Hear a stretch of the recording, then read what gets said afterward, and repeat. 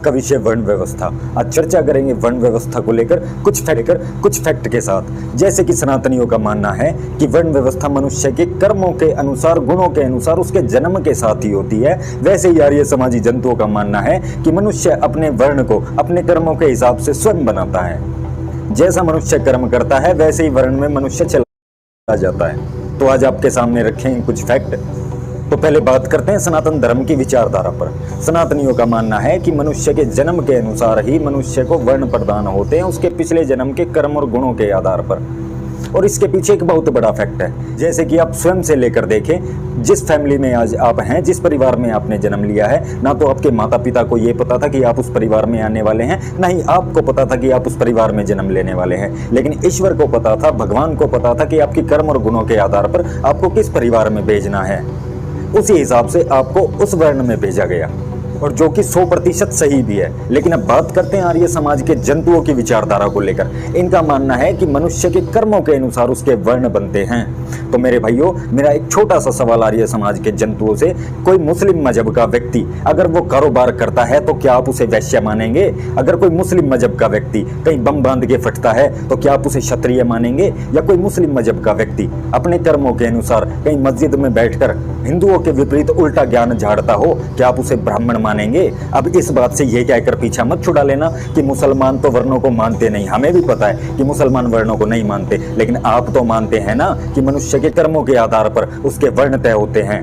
तो मेरा आर्य समाजी जंतुओं के लिए एक छोटा सा संदेश है, अगर आप मनुष्य के कर्मों के आधार पर उसके वर्ण मानते हैं तो जिहादियों को भी क्षत्रिय मानिए और मौलवियों को भी पंडित मानिए और अपनी विचारधारा को सिद्ध करिए। सनातन संस्कृति, सनातन परंपराएं सर्वोप्रिय, जिसको आकर कोई आर्य समाजी जंतु ना कभी चैलेंज दे सकता है और ना कभी दे पाएगा। और जिस आर्य समाजी जंतु में हिम्मत हो तो फैक्ट के साथ हमारी इस बात का उत्तर जरूर दीजिएगा। जय श्री राम, जय भारत। ओम शांति शांति शांति ओम। मित्रों, यूट्यूब पर कुछ ऐसे चैनल हैं जैसे कि आर्य समाज प्रो नाम से एक आर्य समाज विनाशक चैनल है। ये दोनों महर्षि दयानंद सरस्वती और आर्य समाज की दिन रात बुराई करते हैं। ये दोनों देशद्रोही हैं, गद्दार हैं, नीच हैं, जो आर्य समाज के और आर्य समाजियों की खिल्ली उड़ाते हैं, बुराई करते हैं, निंदा करते हैं। सत्यार प्रकाश के कुछ विवाह प्रकरण और नियोग आदि की व्यवस्था को लेकर के यह टीका टिप्पणी करते हैं कि देखो सत्यार प्रकाश में ऐसा लिखा हुआ है। और आर्य समाजियों को आर्य समाजी नमाजी, आर्य समाजी जमाती बोलते हैं।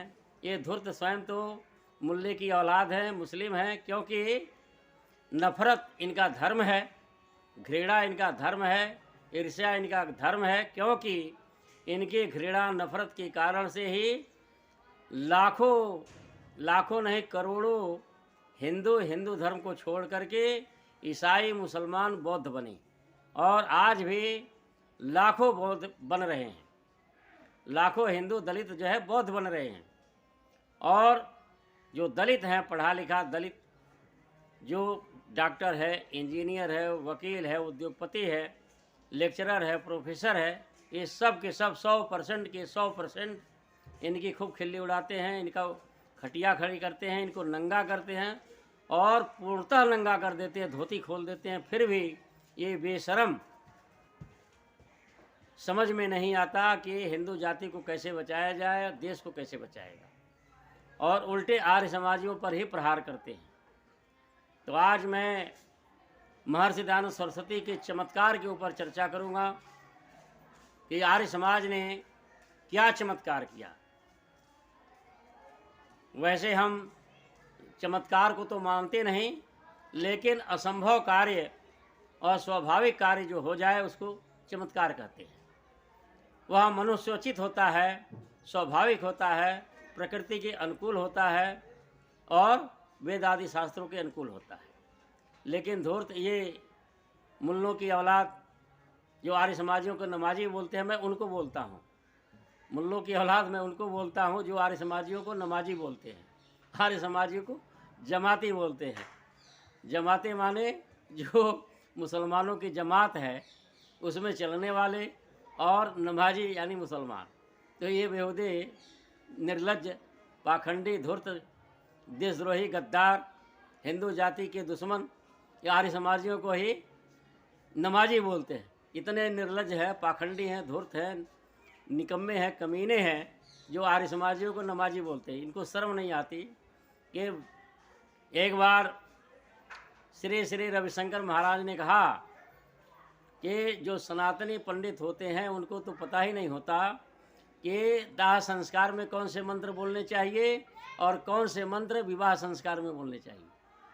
आर्य समाज के लोग अच्छा प्रवीण होते हैं, दक्ष होते हैं हवन करने में, यज्ञ करने में। सारी दुनिया आर्य समाज का लोहा मानती है और सब जानते हैं। हमने जनता सनातनियों के भी मुँह से सुना कि जितना बढ़िया आर्य समाज के लोग हवन करते हैं, शास्त्रों को जानते हैं। अभी एक बार संघ के लोग गुरुकुल में आए, गौशाला घूमते हुए कहे कि आर्य समाज के सन्यासी, इनके जो सन्यासी होते हैं आर्य समाज के, बड़े स्मार्ट होते हैं, उनका शरीर बड़ा स्वस्थ होता है, हमारे सनातनी महंतों की तरह मोटे तगड़े थुलथुल नहीं होते हैं। तो हम देखते हैं सर्वत्र जो है लोग आर्य समाज की का लोहा मानते हैं कि आर्य समाज के जो सन्यासी होते हैं, विद्वान होते हैं, आचार्य होते हैं, उपदेशक सब पढ़े लिखे होते हैं। और आर्य समाज के जो वानप्रस्थी इधर उधर मंदिरों में, गुरुकुलों में घूमते रहते हैं, इस गुरुकुल से उस गुरुकुल में, इस मंदिर से उस मंदिर में, जहाँ उत्सव तो वहाँ जाते हैं। और वे बेचारे 100-200 रुपया, 500 रुपया दक्षिणा के ऊपर अपना जीवन यापन करते हैं, लेकिन कहीं ठगी नहीं करते। कहीं यही नहीं कि जनता बैठ करके चौराहे पर बैठ करके जो है पत्रा देखें, हाथ देखें और ठगी करें। कई बार उनका तिरस्कार भी होता है, कोई लोग अपमान भी कर देते, लेकिन फिर भी अपमान सह करके भी कहीं कोई दिखा दे, कोई आर्य समाज का जो वानप्रस्थी जो पढ़ा लिखा कम होता है और वानप्रस्थ ले लेता है, इधर उधर घूमते हैं, लेकिन कभी कोई बता दे कि ठगी करते हो, नहीं करते। तिरस्कार भी सह लेंगे, अपमान भी सह लेंगे, भूखे रह लेंगे, लेकिन ठगी नहीं करते हैं। इनकी तरह इन्हीं की जमात के जो है ये असली जमाती तो यही है, क्योंकि ये आसाराम बापू के चेले हैं और राम रहीम के चेले हैं और रामपाल के चेले हैं। इनके जो है सारे महाराज तो जो है जेलों में हवा खा रहे हैं और ये हर साल एक भगवान पैदा करते हैं। ये देखो, एक बार माया पत्रिका में आज से 30 साल पहले मैंने पढ़ा था, धर्मावतार नाम से एक धारावाहिक लेख पढ़ा मैंने, जिसमें बताया कि संसार में सबसे ज़्यादा ईसाई हैं, सैकड़ों देश हैं और सबसे संख्या में सबसे ज़्यादा हैं, लेकिन कोई पादरी अपने कोई सामसिक अवतार नहीं करता।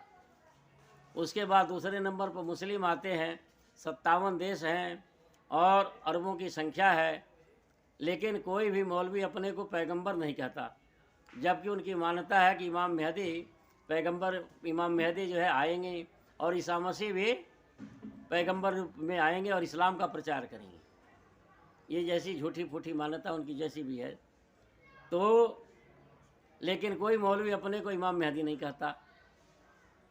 बौद्धों में कोई बौद्ध भिक्षु अपने को गौतम बुद्ध का अवतार नहीं कहता, लेकिन ये जो है हिंदू में सैकड़ों यहाँ भगवान खड़े हैं और कई तो अपने को कलंगी, ये पहले तो महात्मा कहेंगे, फिर जो है महाराज कहेंगे, फिर जो मंडलेश्वर कहेंगे, फिर उसको एक दिन करते करते जो है भगवान बन जाते हैं। और जैसे ओशो भी अपने को भगवान कहता, मैं भगवान बन गया भगवान बनते हैं। तो ये निर्लज्ज जो है आर्य समाजियों का कहते हैं जमाती, नमाजी। मैं उनके लिए जो भी कठोर शब्दों का मैं प्रयोग करता हूँ सिर्फ उन्हीं लोगों के लिए करता हूँ, नहीं तो मैं सभी हिंदू समाज के साधु संतों, धर्मात्माओं, महात्माओं, ब्राह्मणों का सम्मान करता हूँ, ब्राह्मणों की पूजा करता हूँ जो सच्चे ब्राह्मण हैं। लेकिन ये कठोर शब्द प्रयोग करते हैं, इसीलिए मैं बोलता हूँ। तो आज आर्य समाज ने, महर्षि दयानंद सरस्वती ने क्या चमत्कार किया कि देखो, हजारों सालों से मान्यता रही स्त्री शूद्रौ न धीयताम इति श्रुते है। किसी ने, किसी विद्वान ने या किसी विचारक ने, किसी धर्माचार्य ने ऐसा कहा कि स्त्री और शूद्र को पढ़ने का अधिकार नहीं है, ऐसा वेद कहता है। लेकिन वेद स्वयं जो है सब जानते हैं कि वेद कहता है कि जिस प्रकार से मैं इन मंत्रों का, इस ज्ञान का प्रकाश ब्राह्मण क्षत्रिय वैश्य शूद्र और अंत्यज्यों के लिए कर रहा हूँ, तुम भी उसी प्रकार से किया करो। ये यजुर्वेद का ये वचन है। और भी तमाम शास्त्र जो है, अब प्राचीन काल में देखो महर्षि व्यास जी हुए, प्राचीन काल के जितने भी ऋषि मुनि हुए सबसे ज़्यादा ख्याति, ज़्यादा सम्मान, आदर सम्मान जो है व्यास जी से अधिक किसको प्राप्त हुआ। और व्यास जी कौन थे? उनको संस्कृत में कानीन कहते हैं। कानीन माने होता है जो कन्या बिना विवाह किए बच्चा उत्पन्न करती है, उसको उस बच्चे को कानीन कहते हैं। कानीनो व्यास है, शास्त्रों में कहा गया है। तो व्यास जी तो कानीन थे और सब सारी दुनिया जानती है। उनकी माता मल्लाहन थी, उसके बेटे थे और कानीन थे। अब इससे ज़्यादा शूद्र भी थे, माता शूद्र थी और व्यभिचार से पैदा हुए थे, कानीन थे। लेकिन उनसे ज़्यादा सम्मान किसको मिला? कृष्ण द्वैपायन नाम था, उनको वेद व्यास की उपाधि दी गई। तो इस तरह से प्राचीन काल में ऐसी व्यवस्था नहीं रही, सबको पढ़ने का, सबको समान अधिकार था। ब्राह्मण क्षत्रिय वैश्य शूद्र कर्म से बनते थे। जो पढ़ लिख जाता था उसको ब्राह्मण कहा जाता था। ब्राह्मण के गुण हो जिसके अंदर हों। जिस प्रकार से आज है कि देखो कोई डॉक्टर का बेटा कोई ज़रूरी नहीं डॉक्टर ही हो। रावण जो है ब्राह्मण का बेटा था, तो ब्राह्मण नहीं, वो तो राक्षस भी बन गया। उसको सारी दुनिया राक्षस कहती है, ना कि ब्राह्मण कहती है, जबकि ब्राह्मण की संतान था। तो प्राचीन काल में कर्म के अनुसार जो वर्ण बनता था। लेकिन और सारे संसार में देखो ईसाई भी वर्ण व्यवस्था कर्म से मानते हैं। उनमें पादरी कोई भी किसी भी जाति का हो, किसी भी देश का हो, किसी भी वर्ग का हो, किसी भी रंग का हो, पादरी पढ़ लिख करके पादरी बन सकता है। और देखो मदर टेरेसा की संस्था को संभालने वाली निर्मला देवी, ये जो है ब्राह्मण परिवार की, निर्मला देवी जो ब्राह्मण परिवार की बच्ची थी। अब जो जन्म से मानते हैं तो उसको भी ईसाई बनने के बाद उसको भी ब्राह्मण मानो, अब पूजा करो। जन्म से तो जो होता है वो परिवर्तित नहीं हो सकता। जो जन्म से होता है उसको परिवर्तित नहीं किया जा सकता। तो हो गई ईसाई, तो ईसाई उसको ब्राह्मण मान के पूजा करो। और भी कई ऐसे हुए इतिहास में कि जो ब्राह्मण से जो है ईसाई बन गए और हिंदू धर्म का ही नाश करने पर तुल गए। और कईयों को तो महर्षि दयानंद सरस्वती ने बचाया। और वही इस प्रकार से तमाम ऐसे घटनाएं घटती हैं। तो जो जन्म से होता है वो परिवर्तित नहीं होता है। गाय जो है गाय ही रहेगी जीवन भर, भैंस भैंस रहेगी, उसके गुण कर्म स्वभाव में परिवर्तन नहीं आता है जीवन भर। घोड़ा घोड़ा ही रहेगा, कुत्ता कुत्ता ही रहेगा, सुअर सुअर रहेगी, उसके गुण कर्म स्वभाव उसका बदलता नहीं है। लेकिन हम देखते हैं कि जो ब्राह्मण के घर में पैदा हुआ उसके गुण कर्म स्वभाव जो है, कितने ऐसे डाकू बन जाते हैं, चोरी चकारी करते हैं, अनपढ़ होते हैं। हमारे गुरुकुल में कई ब्राह्मणों, तथाकथित ब्राह्मणों के बच्चे आते हैं और निरक्षर भट्ट होते हैं, और बल्कि कई ऐसे तो निकले जो सबसे ज़्यादा बदमाश।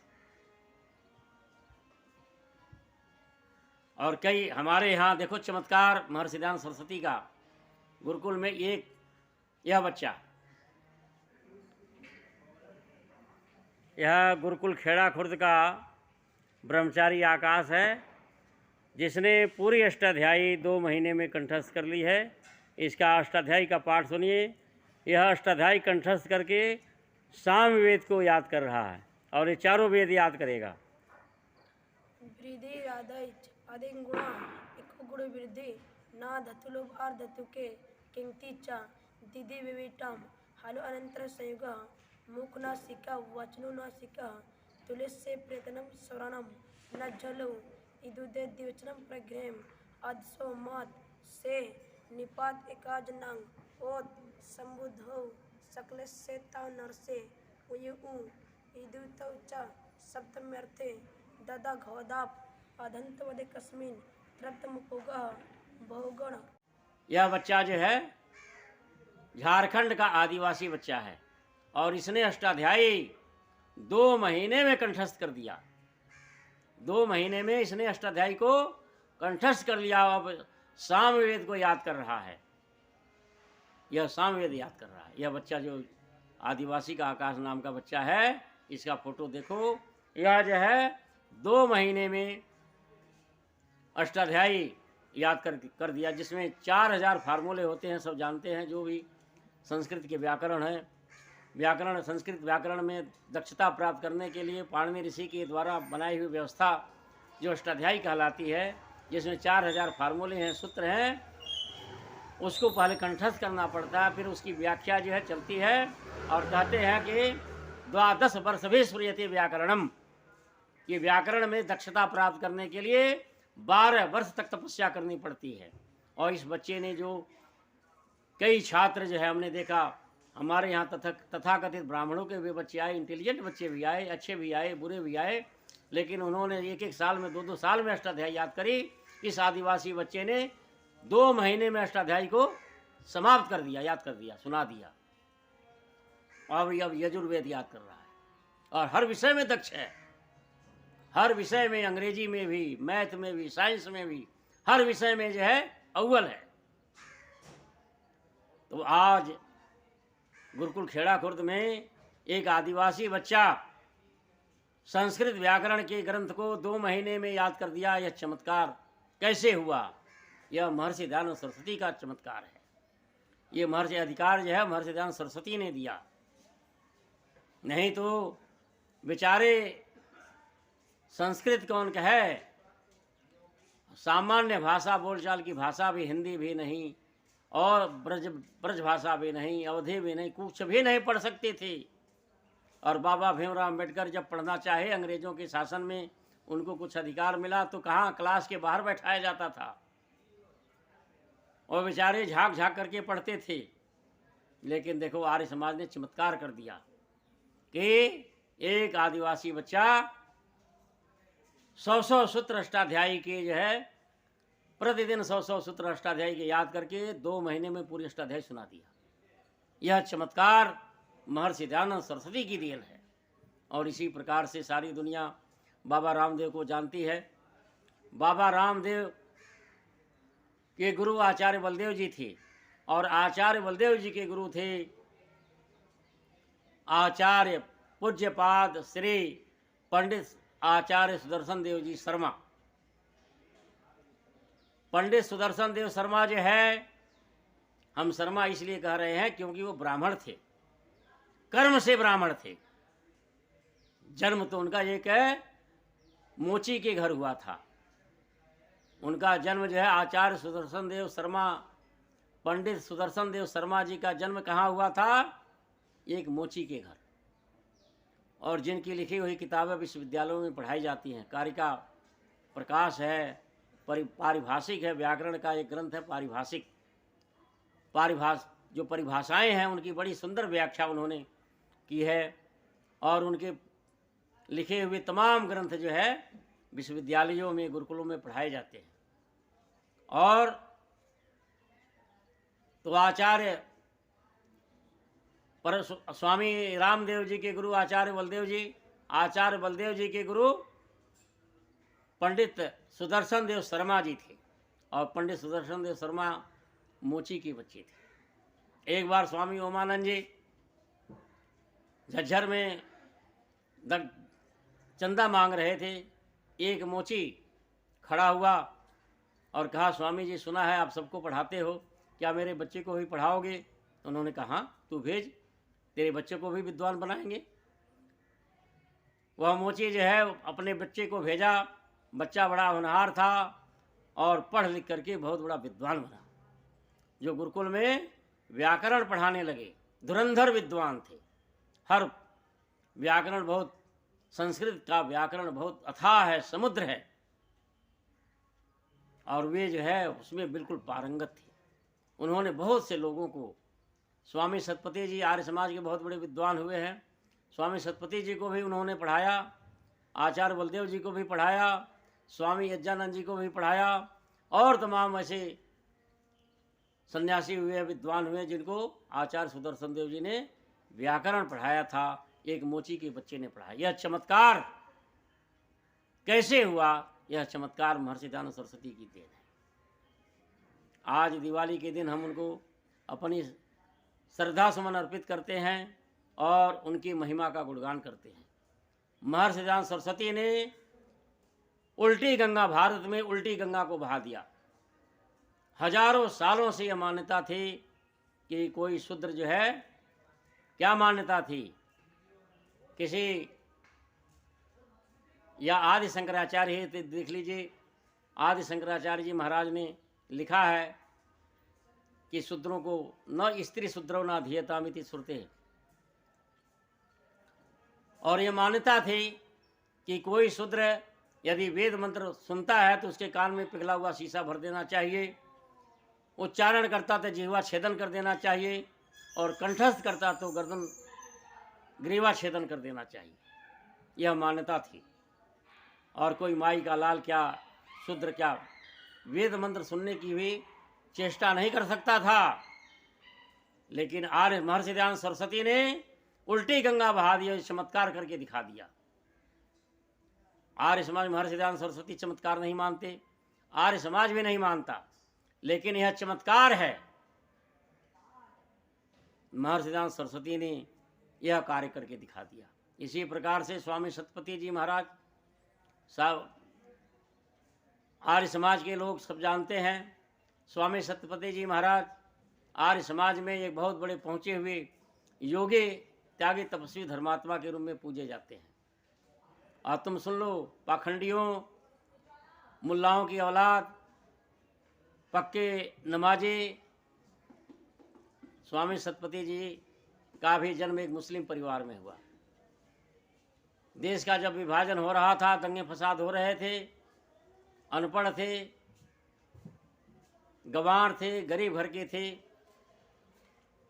और वे जो है हिंदू बन गए, और फिर जो है वैराग्य हो गया, फिर जो है गुरुकुल में पढ़ने के लिए चले गए। उसी गुरुकुल झज्जर में जहाँ पर आचार्य सुदर्शन देव जी, आचार्य पंडित सुदर्शन देव शर्मा जी जहाँ पढ़ा रहे थे, व्याकरण पढ़ा रहे थे, उसी गुरुकुल में दाखिला लिया और बहुत बड़े विद्वान बन करके निकले। और सारी दुनिया जानती है, उन्होंने एक से एक बढ़ करके, स्वामी सतपति जी महाराज ने एक से बढ़कर एक विद्वान को तैयार किया। स्वामी विवेकानंद परिव्राजक उन्हीं के शिष्य हैं, और भी तमाम दर्जनों विद्वानों को उन्होंने तैयार किया, स्वामी सतपति जी महाराज। और स्वामी सतपति जी महाराज क्या थे?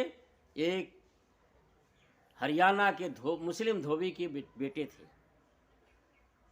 और जो एक बहुत बड़े महान पुरुष बन करके निकले।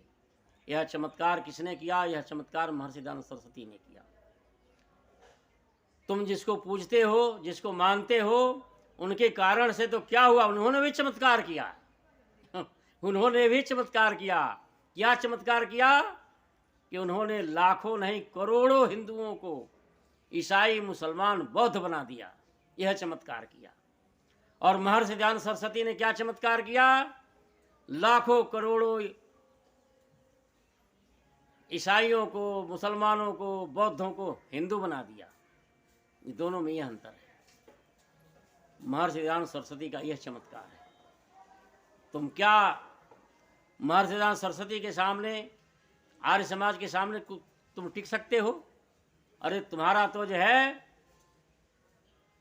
पूरा शरीर नंगा है, तुम्हारा चेहरा काला है, तुम कलूटे हो, तुम देशद्रोही हो, गद्दार हो, जो आर्य समाजियों को आर्य समाजी नमाजी बोलते हो, आर्य समाजी जमाती बोलते हो, महर्षि दयानंद की खिल्ली उड़ाते हो।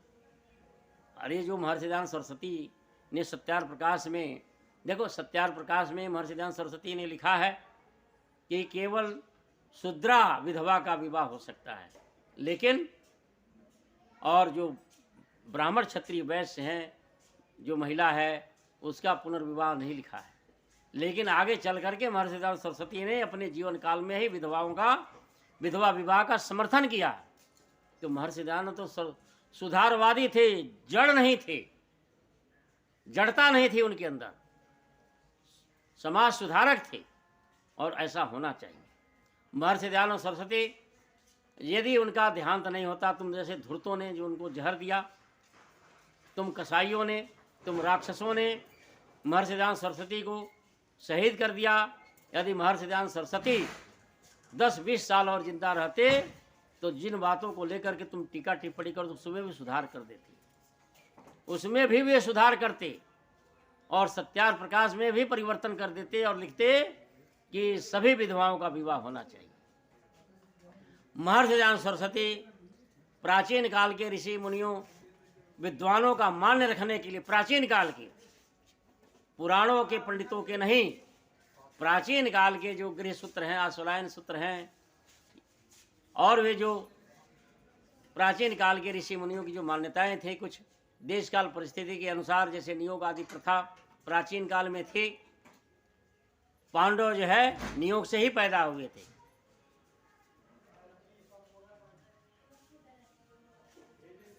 तो उन व्यवस्थाओं में महर्षि दयानंद सरस्वती परिवर्तन कर देते। और भी विवाह प्रकरण में जो कहा जाता कि ऐसी लड़की से विवाह नहीं करना चाहिए, ऐसे ऐसे महर्षि दयानंद सरस्वती ने उनका मान्य रखने के लिए कुछ बातों को जो है उन्होंने लिख दिया। लेकिन अगर वे महर्षि दयानंद सरस्वती 10-20 साल जिंदा रहते, उसमें भी परिवर्तन कर देते, सुधार कर देते। और व्यक्ति को देश काल परिस्थिति के अनुसार सुधार करते रहना चाहिए। जो जड़ होते हैं वे मूल्य होते हैं। जड़ तो है, मूल्य होते हैं। तुम भी मूल्य हो, तुम्हारे अंदर जड़ता है।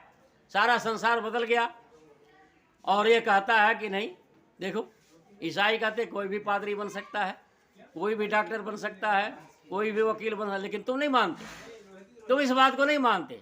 तुम तो कहते नहीं, ईसाई भी, बौद्ध भी, जैन भी, सिख भी, यहूदी भी, पारसी भी, ये संसार में जितने मत संप्रदाय हैं वे सब के सब कहते हैं कि पढ़ लिख करके विद्वान बन के कोई भी पुरोहित बन सकता है। लेकिन तुम एक जड़ हो, मूल्य हो, जो नहीं मानते। क्योंकि जड़ता कहाँ किसकी पहचान है? मुल्लाओं की पहचान है। तो तुम भी जड़ हो, तुम तो असली मूल्य की औलाद हो, तुम असली नमाजी हो, तुम असली जमाती हो। तो मेरे मित्रों, आज दिवाली के दिन महर्षि दयानंद सरस्वती जो सबसे बड़ा संसार में, एक तो महात्मा गांधी ने एक चमत्कार किया कि उनके कारण से कभी भी किसी पौराणिक विद्वान ने नहीं कहा कि हम छुआछूत का विरोध करेंगे। महर्षि महात्मा गांधी के पूना पैक्ट के संबंध में अनशन के कारण से दर्शन केसरी गोपाल शास्त्री जो सनातन धर्म सभा के नेता थे,